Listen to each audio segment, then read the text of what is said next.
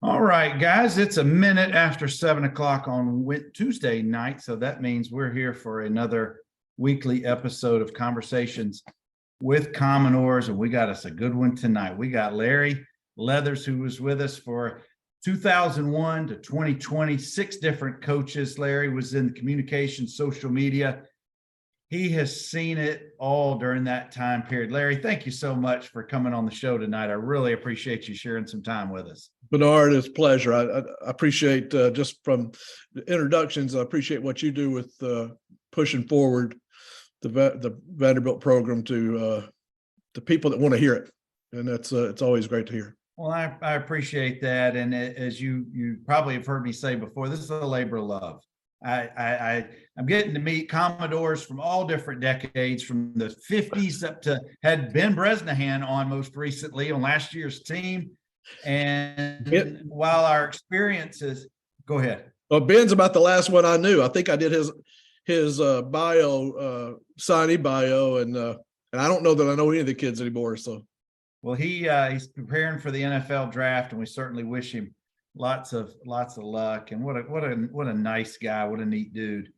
But what I love telling are the stories that, while we all have our unique stories to our own experiences, there's so many common threads to all of us, because we all shared being at McGugin, being at the field, being at the towers, wherever it is. And I love to just weave those threads in there. But Larry, before you came to Vanderbilt, share a little bit about your background. Where are you from originally? I know you were at the Capstone at Bama in the early 80s, but share a little about the background before you got to Vanderbilt. Sure. I'm a graduate of Alabama. A long time ago, Bear Bryant was still there when I was there. I'm a native of the Shoals area in Alabama, just below the Tennessee border. Majored in journalism. My first job in newspapers was in a little bitty weekly in Smith County, Virginia, Marion, Virginia, just above Bristol. Moved from there to being an editor of a paper in West Virginia. Had to drive through 2 tunnels to get to that paper. That was kind of weird for an Alabama guy. And then moved back to Alabama and worked for the Times Daily in Florence for several years. I had tremendous fun with that. While I was in in Florence in the newsroom, I was staring across the room at a woman that eventually became my wife, Susan, and we moved from there. Yeah. She actually accepted, which that's her own fault, that. But we moved from there to Northern California. Spent 15 years out there before I came back to Nashville to be closer to family. In California, I basically was the director of publicity for the Sonoma County Harvest Fair, which is a premium wine judging and celebration, and also the county fair, which is a 2-week fair, has thoroughbred horse racing. 400,000 people come to see it. It's a massively big event in the wine country of Northern California. Well, while you were out in California, did any of the Swampers ever make their way out there and find you, or you find them?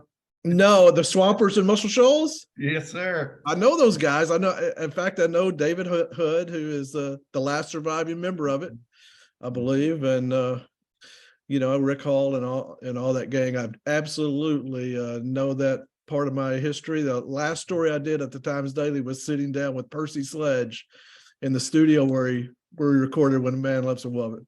So, that was great. And anybody should watch Muscle Shoals, the documentary. It's good for anybody's soul. Absolutely. And this side note, if y'all have not toured the Shoals area, there really is so much to see and to do up there. I've been up there a few times, and the tour of the recording studio itself is worth the drive. Phenomenal. Right. Phenomenal. Guys, I've got Larry Leathers. He was in social media and communications with Vanderbilt, 6 different coaches, starting with Woody and ending with Mason from 2001 to 2020. Larry, how'd you end up in Nashville? How'd you end up at Vanderbilt in the athletics department? Yeah, my wife, while we were in California, she was a features editor in Santa Rosa. She got a job. We were looking to move back, and she got a job as a features editor in features at the Tennessean. Mhm.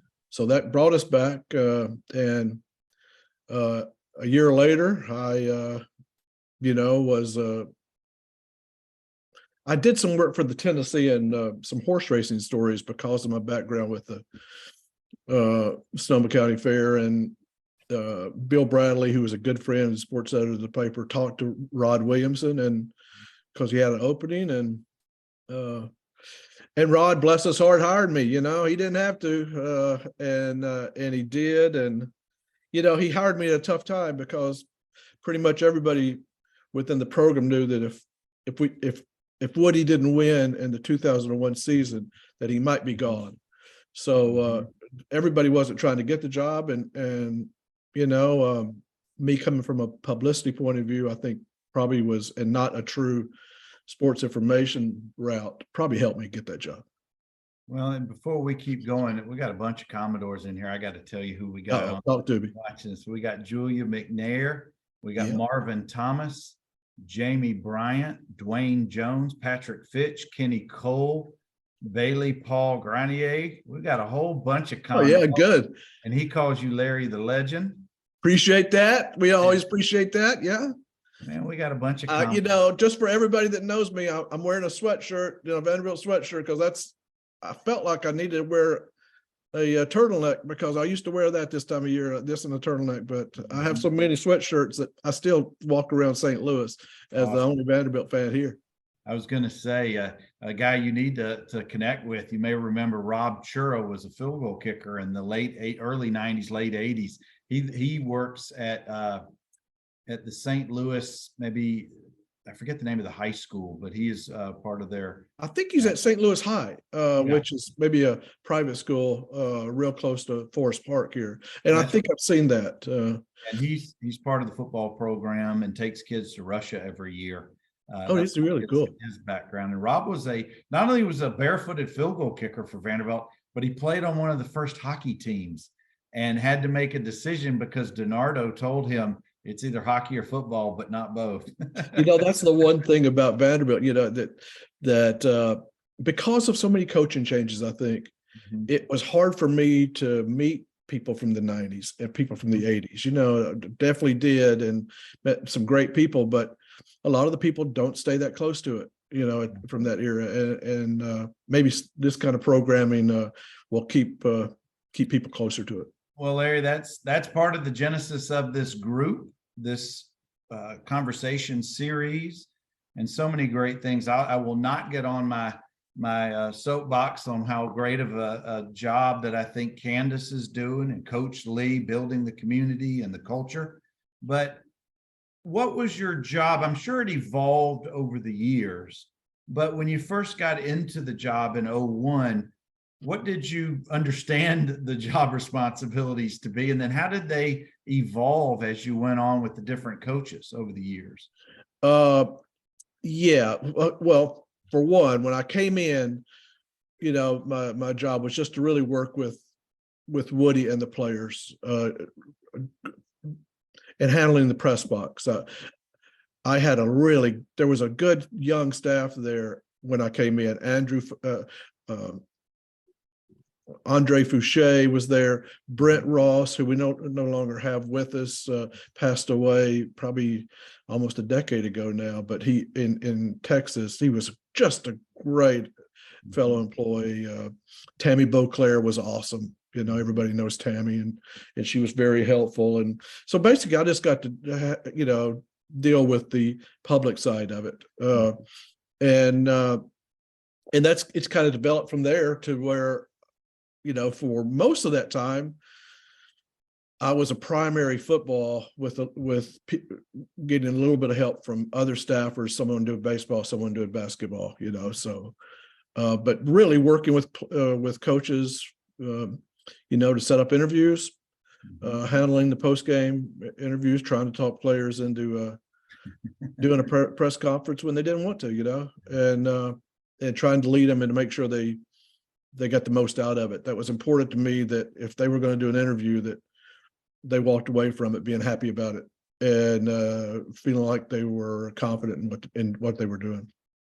Excellent. I got another name from the past for you. How about Beverly Brothers? Oh God, Beverly. I love you, Beverly, if you hear that.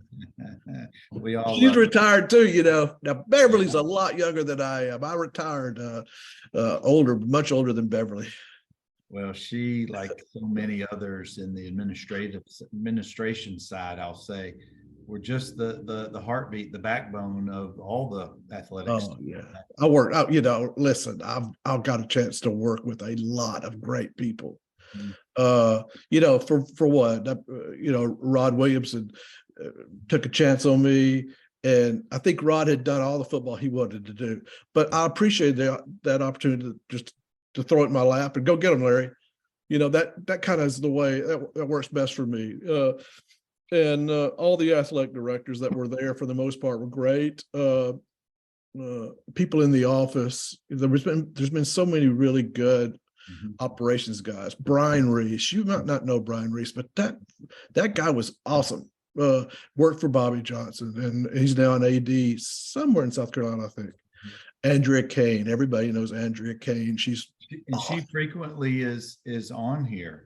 She's awesome. Well, I'm gonna call her up and find out why she didn't listen to mine right now in just a little bit. But Tom Bosson and his whole staff, you know, wonderful people. Stephen Parks in video, the strength guys, you know, that were always helpful. You know, whether it was John Sis, funny John Sis, what a guy that guy was, from him to through James Dobson. You know, all the staffs and all the coaches. I had great relationships with all the coaches. And that one thing that I did, Bernard, that you'll probably notice, I'm surprised I don't have coffee on me now, because I drink a lot of coffee. I did, and I still do.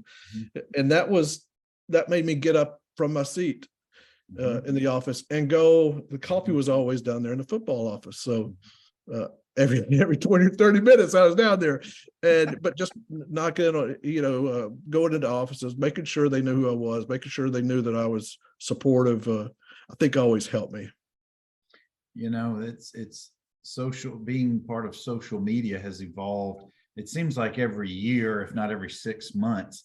But back in 2001, I'm sure when you compare what those responsibilities and what that looked like then versus 2019 It's and a whole 2020, there's no comparison. No, there's not. And it's Mike Scholl, I love you, because he's the new SID. But it's not as fun a job as it used to be. It's not as rewarding, I don't think. You know, it's the sports information job, you know, used to be a more important job than it is now. You know, ADs and coaches really would listen. Now they've got their own teams around them. Well, I was going to say, look at the sheer number of people involved with the athletics department as a whole, and then the football program specifically. Right. When I played in the mid to late 80s, it was only a fraction of Right. the people there's probably 4 times as many now. When you go to the staff directory online, that page just keeps going and going and going and going. Yeah, and it's not going to, you know, probably not going to stop anytime soon. Even in football, you know, you have all these analyst positions and quality control and that sort of thing that are all kind of new positions. The graphics, that football has its own graphics person, and it probably in this day and age, the sports communication role needs to work hand in glove, and even almost in the office with Clark. You know, I worked with 6 head coaches, but I also worked with the 7th, you know, with Clark. He was a student athlete with us and stellar here, you know, as you well know, and just, I think, doing a tremendous job. Certainly. I can't believe that Vanderbilt's got someone that's one of them. And Team 3 just started spring training in earnest today with those workouts. I saw that. They were getting after it. But Larry, I didn't like those early spring practices at all. Not at all. But Larry, look at the position of general manager that Barton Simmons runs or does. Yeah. Brooks Webb used to do it for Coach Corbin. Right. Position has evolved. It was probably 4 different parts of positions over time. And now it's such a crucial position. I would dare say that Barton has the second most important job on the football program of putting together the roster. There's no question, because his title is general manager, but really it's the management of the roster. Yeah, much as anything. That's where Barton's expertise is. He knows film and knows what to look for, and has been doing it for probably a decade now, if not more, through 24/7 and all that. I thought he was a great hire. And I also thought, I was going to say, it didn't hurt that he and Clark knew each other back from NBA. Exactly. He's working for somebody. They probably talked about where they are right now 20 years ago when they were in high school, and plus I think Barton, I think he's a Ivy League graduate, I think Larry, we got one of my recent guests, one of my buddies from back in the day, Joe Peebles, the king of Oakland High, was on with us. And Jamie Bryant says that you worked your tail off and was tremendous at your job. Jamie Bryant, became a defensive coordinator for us. Started young, and I think he's in Ohio. Appreciate that, Jamie. That's nice of you. Jamie, that's a very sweet compliment, and I need to get you on the show sometime. But Barton is coming on May 2nd, so I'm really looking forward to that one. Good. Well, I just went to see him. I just went to visit him. Mm-hmm. When I'm in Nashville, I go by and try to say hello if they'll let me in the locked doors, and they usually do. And I think they're doing good, for what's going on. What was it that excited you about coming to McGugin every day? What was it about the job? I thought, there was a lot of things. No day was the same. Mm-hmm. Ever, and even though you'd think every day was the same, and you're dealing with coaches that care about other people, themselves, their own families, and other families, mm-hmm. and you're kind of looking at, you're playing with, and you're talking, and you're staying young, dealing with student athletes. The Vanderbilt student athlete. I didn't go to sleep at midnight, and most of our coaches didn't go to sleep at midnight expecting to get a call at 2:00 in the morning. It was just and they were smarter than I was. I could have never got into Vanderbilt. They wouldn't even accept my application. So the conversations you'd have with those kids, and to know that they were working as hard as they were working, mm-hmm. and it's sometimes very little result, positive result. Mm-hmm. Was just the battle they had was, they fought, it's not, but I'm not the first person that said that the Vanderbilt football player and Vanderbilt student athlete in general, mm-hmm. Fights against the best in the nation every day of the week. Yeah, they sure do. Larry, one of the things that I always like to learn from folks I have these conversations with during the football season. Did you have a favorite day of the week or favorite event that were part of your responsibilities? Did anything you always look forward to being part of? Yeah, two of them.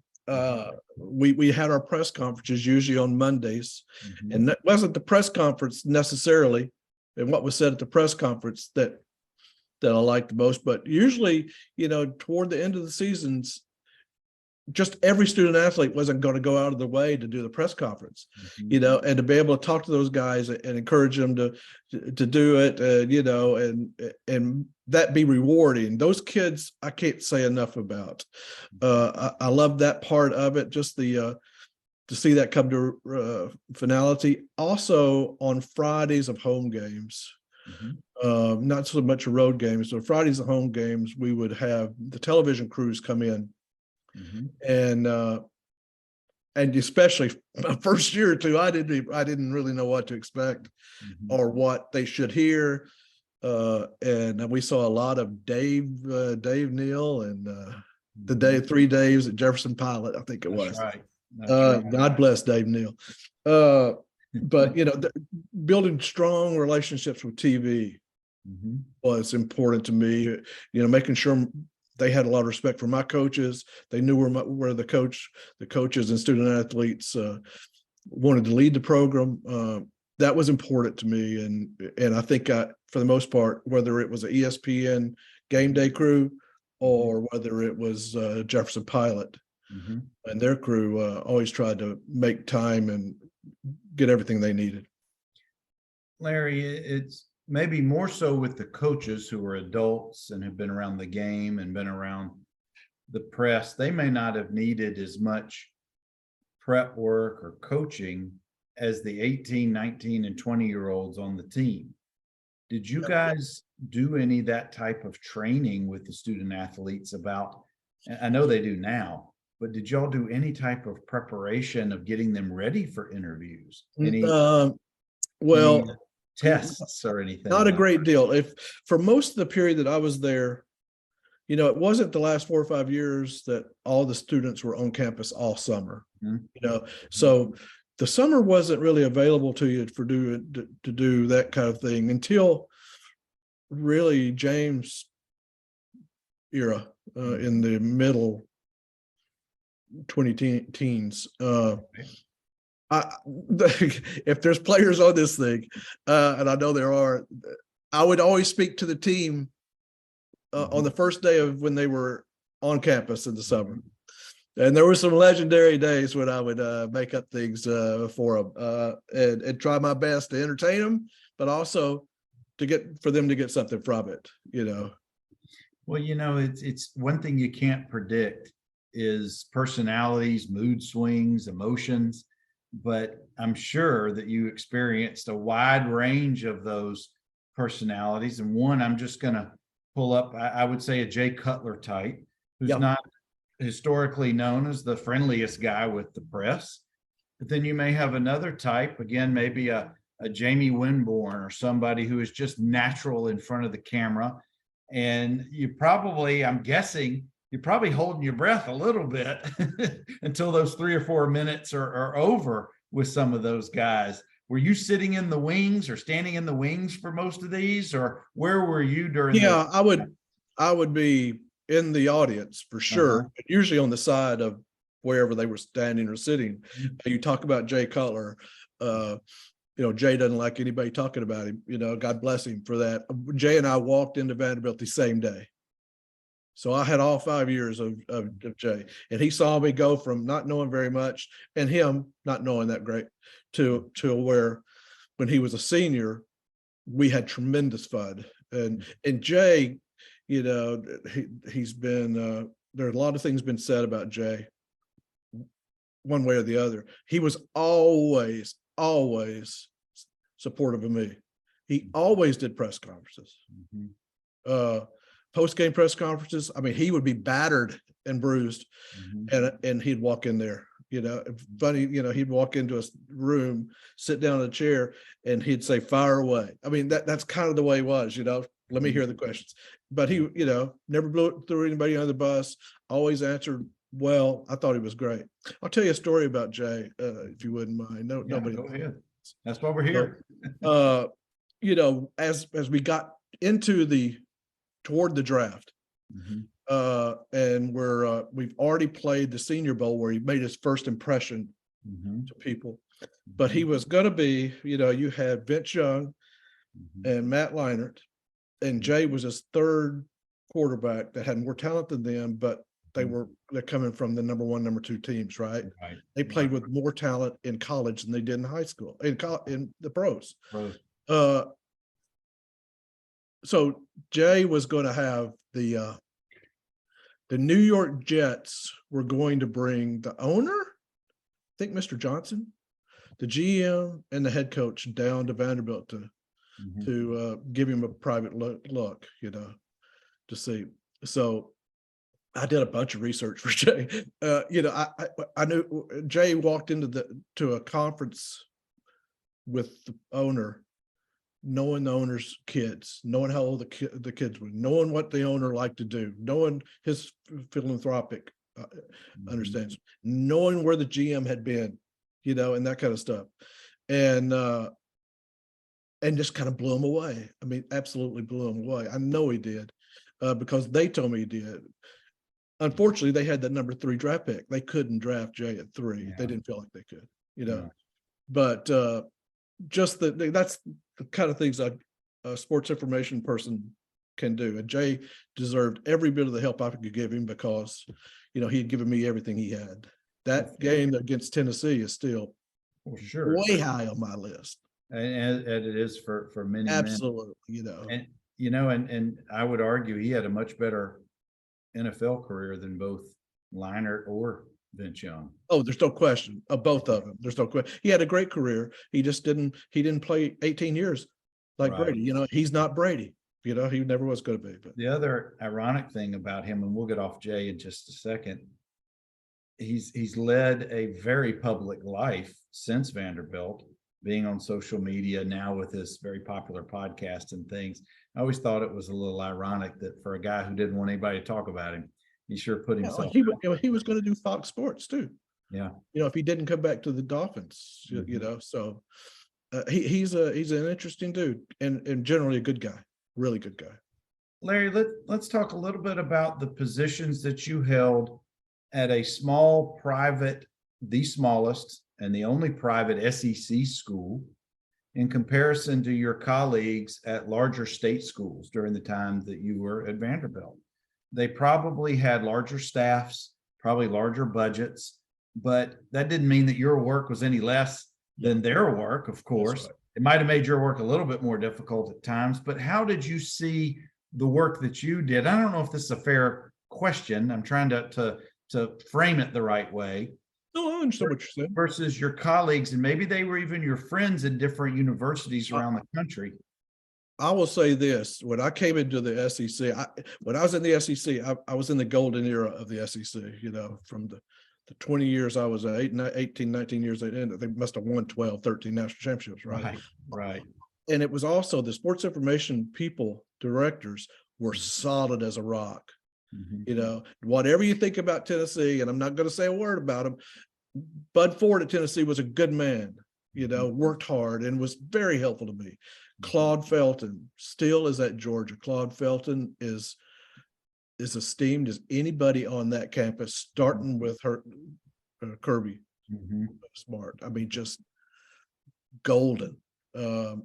Langston Rogers at Ole Miss. All of those guys had been at forever, knew that I didn't know that much, and were all very, very helpful.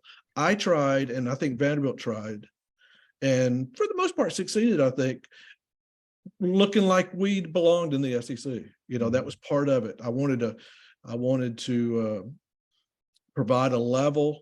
The stadium is what it is, right? I mean, the press box is what it is, but it doesn't mean that we couldn't do a first-class job of everything we did in the press box. The biggest reward and the most the greatest thing that ever was said about me in our office, because it's not a one-person office by chance, was in 2012 we were voted one of the 11 top communications departments in America by the Football Sports Writers of America.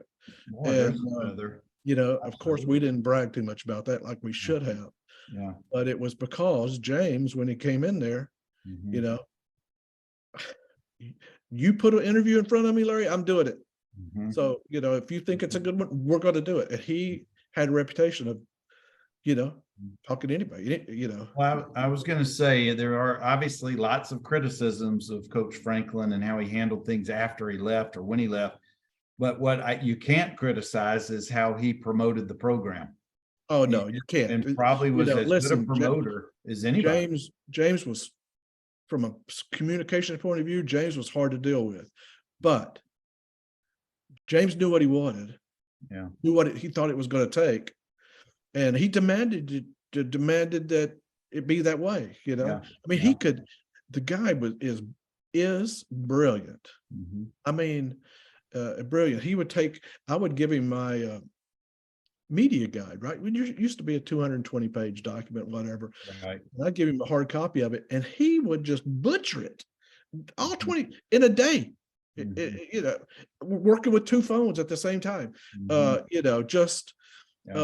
But a motivator like nobody you've ever seen. Motivated those kids that played for him at Vanderbilt, you know, they'd do anything for him. They would do anything. And when he left, they were worn out. That's the, Derek didn't have a chance his first year. I mean, he was just trying to it was a whole different deal. And he was just trying to rebuild a staff there, rebuild a No, team. that certainly was a tough transition. Larry, I want to talk about the evolution of your department, of your role. And we touched on it a little bit over the almost 20 years.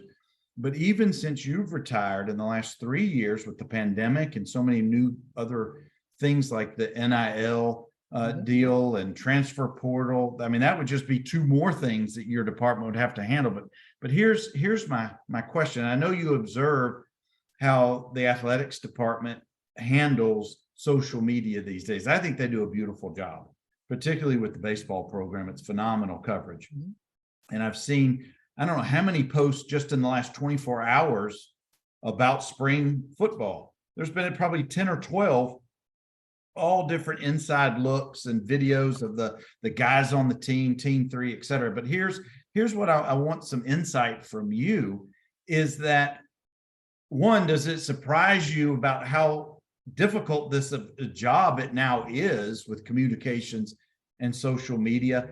And do you have an ability to prognosticate about where things may be going from a social media or a communication standpoint coming out of athletics? I don't know that it's going to go backwards. I'll tell you that. Yeah. The game is completely different. My position now is if he's not doing graphics for something, he's telling someone to do graphics for something. It's also, and I think Vanderbilt might be making a mistake here. I don't know that for a fact, and I don't think that much about it anymore. But Vanderbilt has still got to sell their program more than anybody else. Everybody else has fans.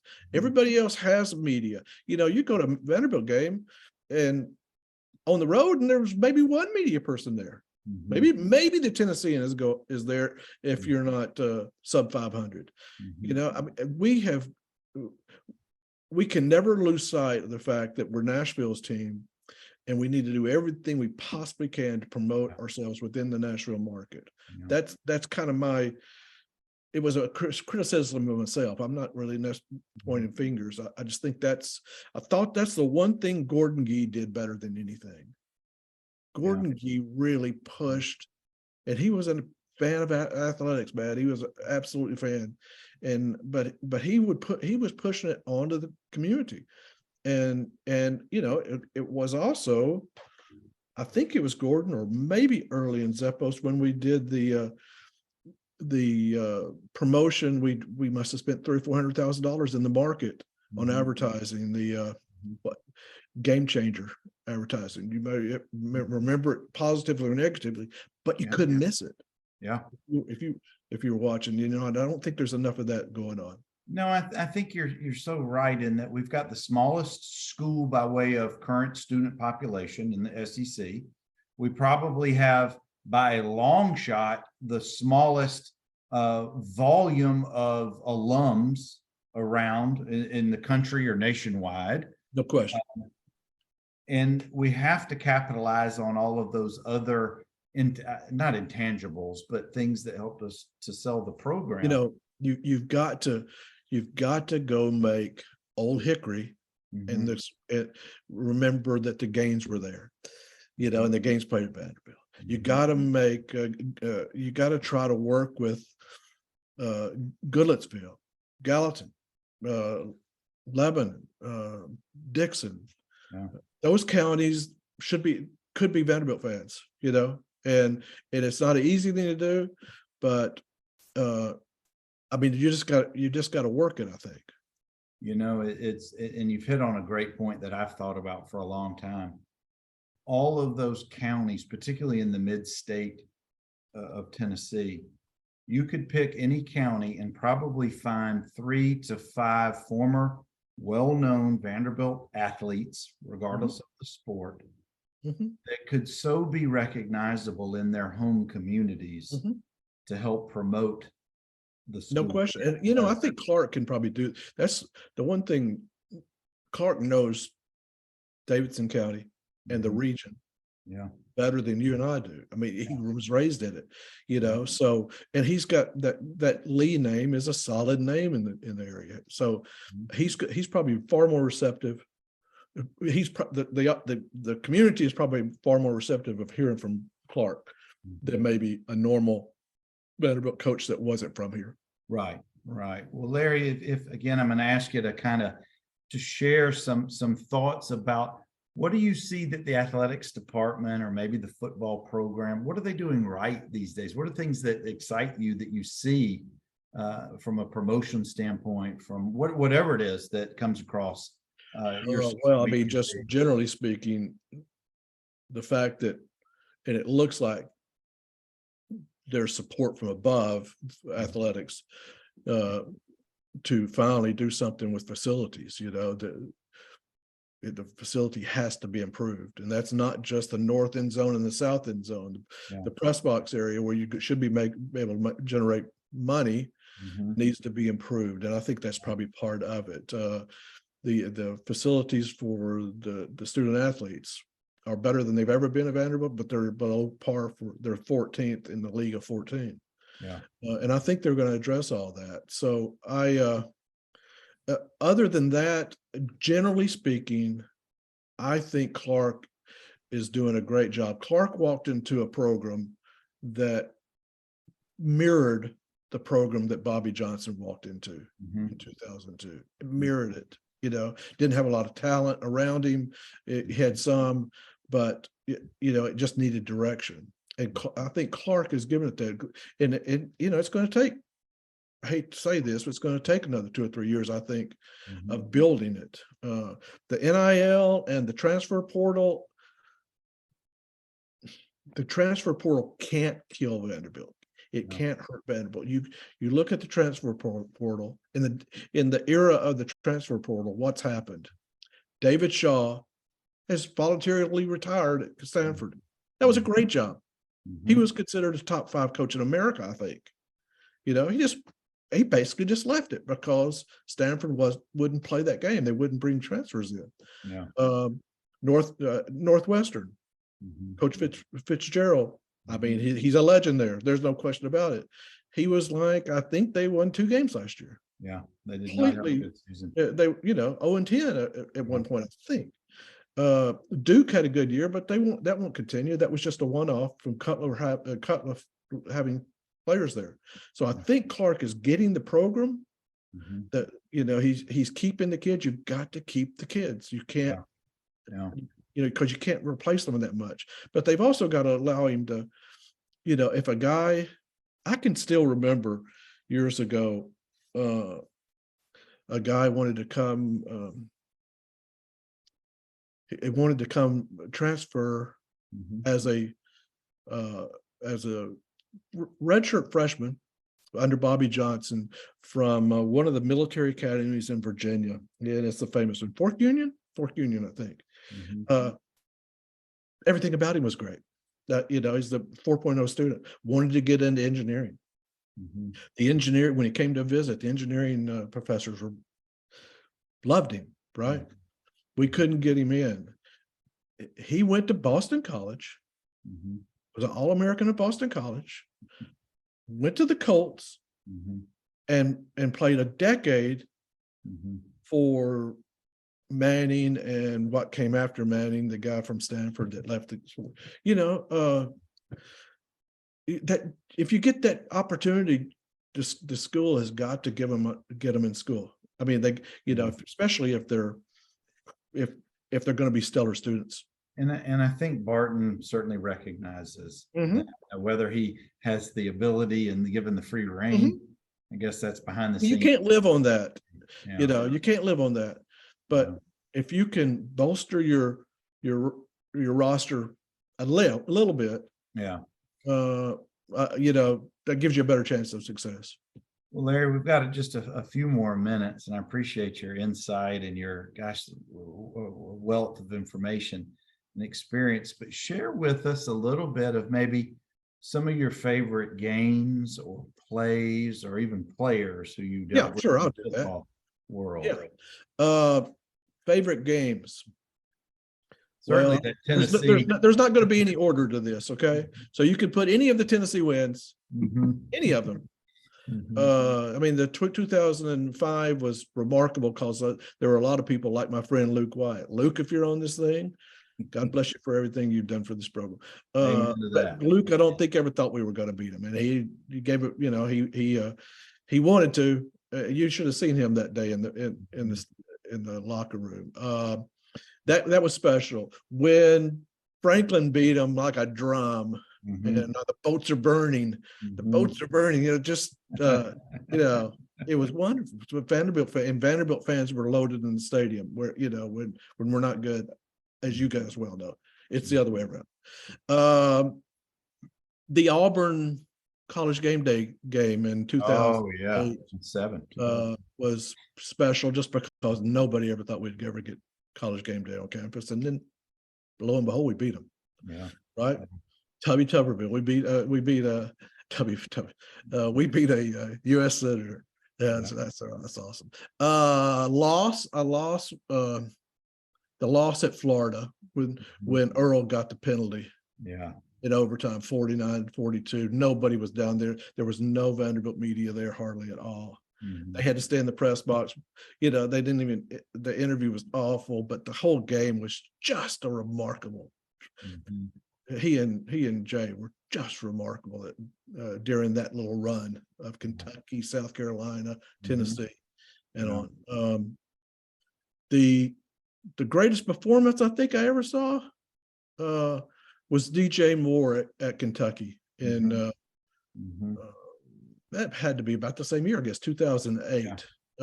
He won the game. He had 2 interceptions and he caught 2 touchdown passes. Yeah, that's never happened before, and he probably played 4 plays on offense. Right, and that happened on my birthday, which was even better. And I think probably the 2008 was it 2008 and 2012 Music City Bowls, where we got victories, and one of them we got victories. I don't think we even scored an offensive touchdown, did we, in that 2000? No, wasn't the punter the MVP of the game? I think he was. And I was there with my children, and we consumed about $55 worth of hot chocolate. It was so cold in the stands, but we loved every minute. And then and it was a big Vanderbilt crowd. It was a good crowd. And then the 2012 game where Jordan Rogers and Zach Stacy, I want to say something about Zach. I love Zach, and I hate what's happened with him. I hope he's going to be okay. And that whole team, just beat a very good North Carolina team, North Carolina State team like a drum. So those are some. That was another fun day. My favorite players, really, as relates to favorite players. I'm not, sure I could say Cutler. That's a thing, but Jordan Matthews was special. Special. On the field, off the field, he will always be special. Jonathan Schaub, that's a name people didn't expect. Jonathan Schaub. He and Hunter Hildemeyer were all in about the same age. MJ Garrett, that was all about the same. Jonathan's just wonderful. Kyle Shermer was just a winner. He's just a freaking winner. Hated doing interviews. Hated doing interviews.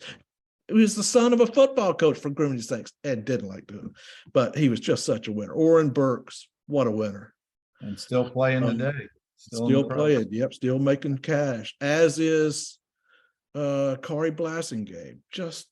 But Kari's going to be a world-class guy. My first year there, I'll tell you, they didn't have to do anything for me, I mean, I'm just trying to get them to do stuff. There was a player on that team named Nate Morrow. A lot of people know Nate Morrow. Nate's the greatest guy ever. Honestly, there's a reason why CPA is a great school in Williamson County. I'm just telling you. He could be a president if he wanted to be, or definitely could be a U.S. senator. And he went to John Glenn High School, so he knows how to do it.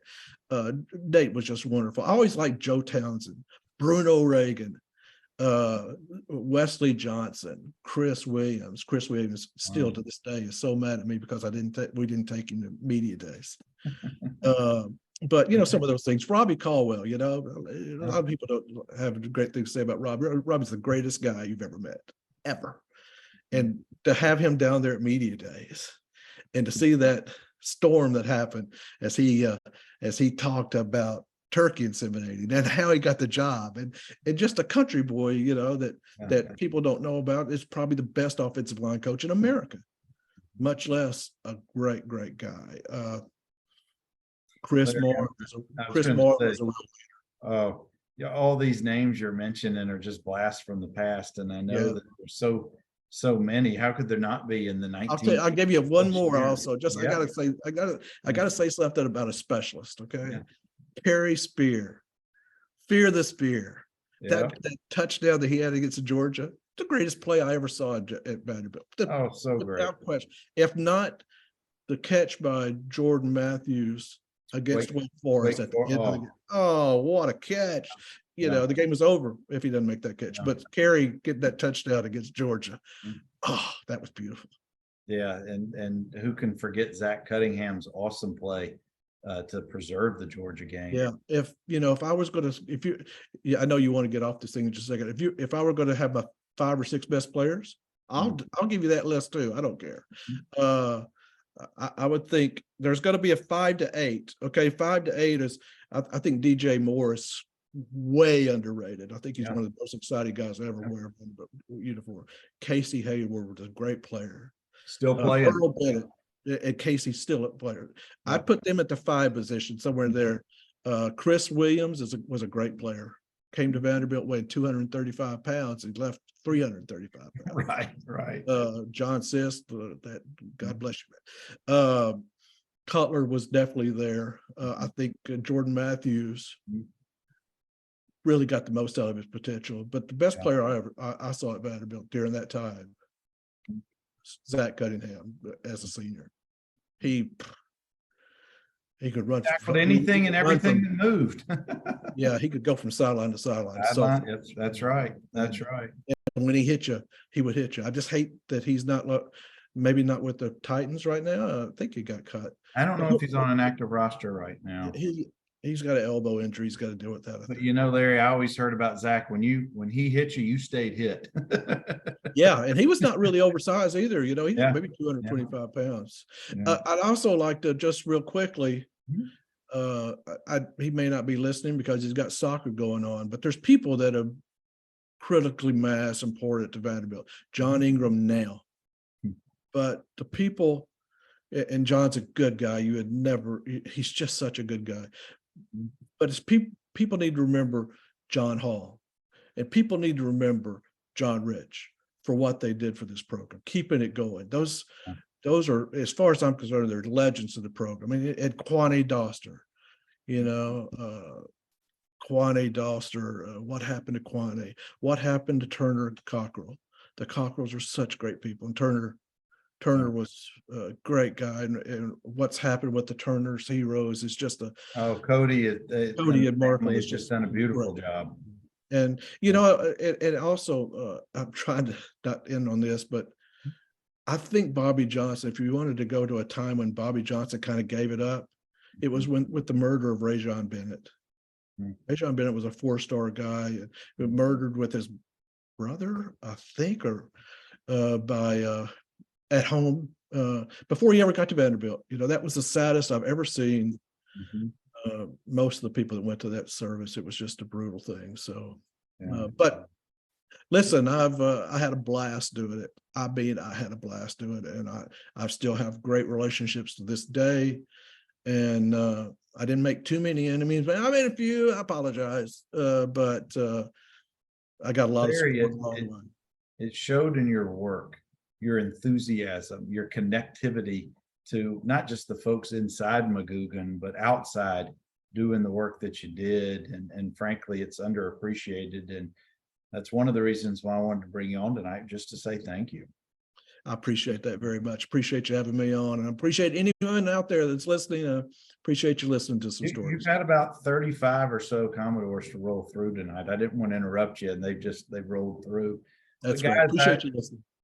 we've got Larry Leathers has been on with us tonight. He was six coaches, several bowl games from 2001 to 2020. But before we get out of here, Larry, I've got a couple of announcements. I want to remind you guys to sign up for the Coffee with Coach Lee that's coming up in the Thursdays or Fridays. It's in the group, all the dates, it's set up by decade.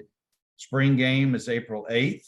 Practices are ongoing. See Chris Griffin or somebody in the athletics department if you want to go to practice, so the coach will know you're there.